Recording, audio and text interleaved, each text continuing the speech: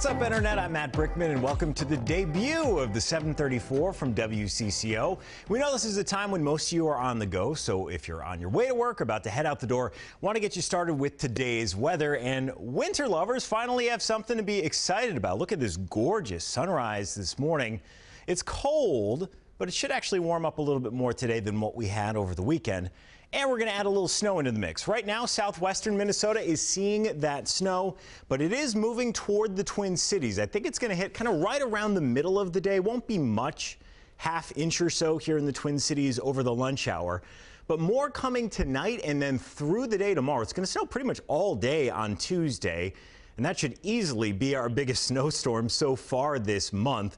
0.2 of an inch is the bar to beat, and I think we'll get about 2 to 4 inches here in the Twin Cities with some heavier totals off to the north.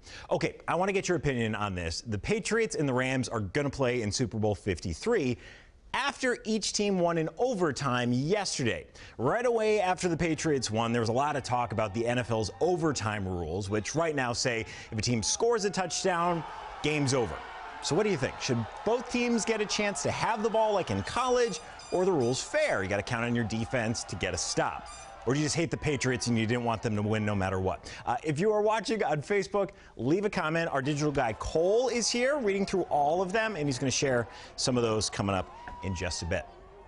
All right, now to today's headlines. Today is Dr. Martin Luther King Jr. Day, honoring the American civil rights icon. There's a huge breakfast for Dr. King in Minneapolis. CNN's Don Lemon is going to be the keynote speaker. You're looking live at it, just underway this morning. There's also a celebration in St. Paul that Governor Tim Walz, along with Senators Amy Klobuchar and Tina Smith, are attending. Well, the government has shut down now for a full month. This is day 31. Over the weekend, President Trump offered a deal to end it, giving temporary protection for some immigrants here illegally in exchange for the border wall he wants. But Democrats said no deal. But for fun, the Senate is still expected to vote on the bill tomorrow. Another lawmaker against the president's plan is freshman Representative Ilhan Omar. She and many other Democrats believe protection for Dreamers should be permanent. But beyond the proposal, Omar is facing criticism of her own.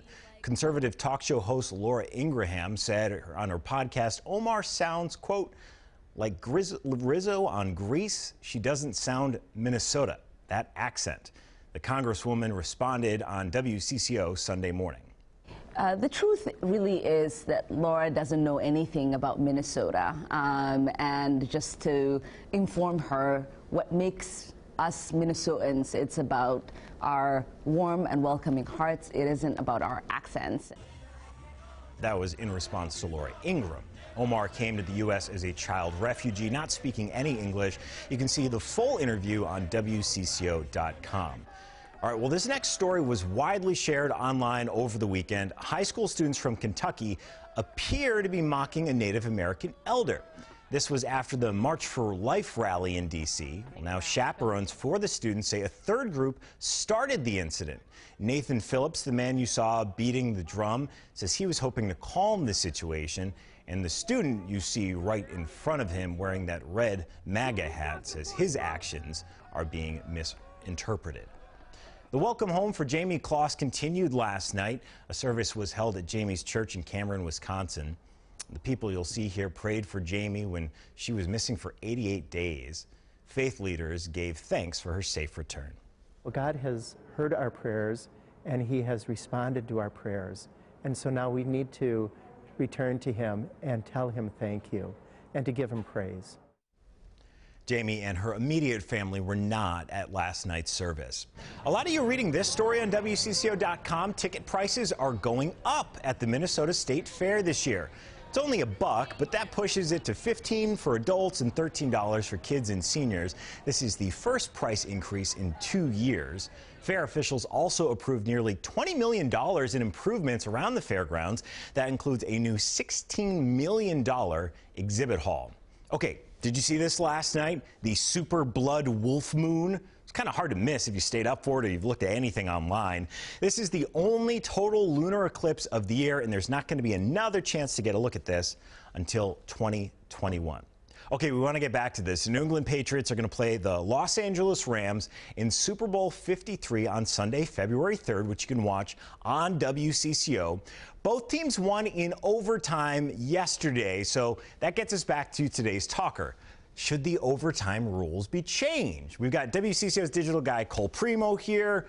Cole, my thought on this was people just don't want the Patriots in the Super Bowl, and if the rules help them, then they must be wrong. What do people think? There's a lot of conflicting comments, but I mean, you find that on the internet. We've got Jen Williams saying, due to the dumb overtime rules in the NFL, QB Mahomes didn't get the ball, boycotting the Super Bowl. Don't boycott. Don't even say. It's right here on CBS, which you should definitely watch. I get that. You want to see Mahomes have a chance, but all right, Chiefs defense, get a stop. And then we have Corey saying, oh, please, they changed the rules already. Have them hold them to a field goal and you will have a chance. Let them get a touchdown and you're done. End of story. Stop changing the rules because you heard about the results of the Patriots winning. Is that Corey? Yeah, that's Corey. Thank you, Corey. Do you have one more? Then we got Crystal saying, I feel like both teams should get the ball. Otherwise, sometimes it just comes down to a coin flip, and that's not about ability. That's true. I mean, the Patriots got the ball, went down the field, and scored, but the Saints got the ball in the other game, threw a pick, and ended up losing. So coin flip doesn't determine anything. You still got to play defense, still got to go down the field and score. That was fun.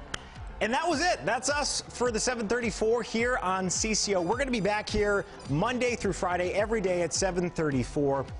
Go ahead and make us your home for mobile news. We want to be with you in the car, on the bus, on the light rail, in your kitchen. We'll be back here tomorrow at 7:34. Until then, be nice to each other on the internet.